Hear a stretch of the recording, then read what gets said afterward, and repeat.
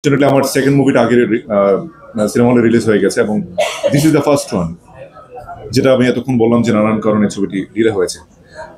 কিন্তু আসলে এই গল্পের দিক থেকে চিন্তা করলে সিনেমাটির গল্প এবং প্ল্যাটফর্ম এতটাই স্ট্রং, যেটা আসলে সব সময়ের জন্য আমার কাছে মনে হয় যে আগামী 10 বছর, 15 বছর, 20 বছর পরেও এই ছবির গল্পটির জন্য ছবিটি এভারগ্রিন হয়ে থাকবে।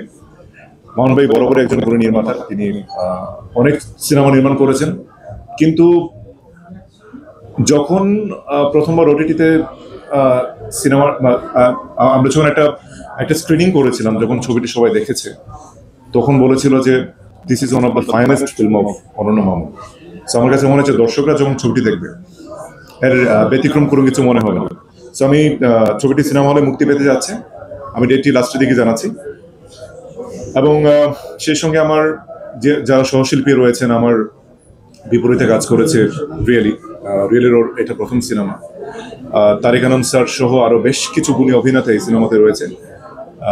তারিক আনাম স্যার একজন শক্তিশালী অভিনেতা বরাবরের মতো, এবং যেই চরিত্রটি নেগেটিভ চরিত্রটি প্লে করেছেন অসম্ভব সুন্দরভাবে তিনি ফুটিয়ে তুলেছেন।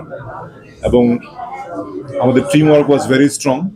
আমরা কলকাতায় আমরা কাজ করেছি, বাংলাদেশে আমাদের কাজ হয়েছে, এবং সেই সঙ্গে রামোজি ফিল্ম সিটিতে একটা লম্বা সময় ধরে আমরা, যদি ভুল না করে থাকি, 20 দিনের মতো একটা শিডিউল ছিল আমাদের, এবং আমরা গান করেছি ইন্দোনেশিয়াতে। সো সবকিছু মিলিয়ে এই সিনেমাটিকে আসলে একটা ফুল ফ্লেজড একটা কমার্শিয়াল সিনেমা হিসেবে রূপ দেওয়ার যথেষ্ট চেষ্টা করেছে, এবং আমাদের কাছে মনে হয় যে আমাদের চেষ্টা এবং টার্গেট অনুযায়ী আমরা সাকসেসফুল হতে পেরেছি। সো সবকিছু ঠিকঠাক থাকলে, কোনো প্রকার কোনো প্রতিবন্ধকতা যদি সামনে সৃষ্টি না হয়, ইনশাল্লাহ আগামী 10 জানুয়ারি আমরা ছবিটি মুক্তি দেবো ইনশাল্লাহ। That's it.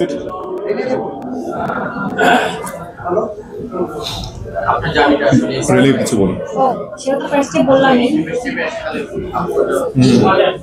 কোনটা এই প্রশ্নটা তো আমাকে করলেনই যে